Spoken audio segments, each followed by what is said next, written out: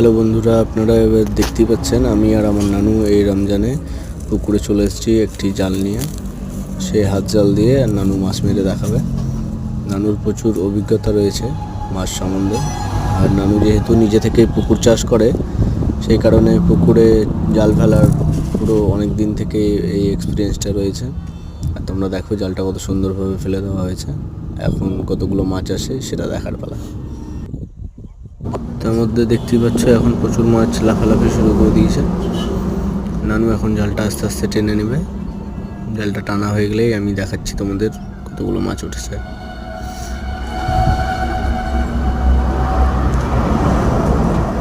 পুকুরটা কত সুন্দর দেখো, খুব ছোট পুকুর কিন্তু সুন্দর পুকুর, অনেকগুলো মাছ ছাড়া আছে এতে।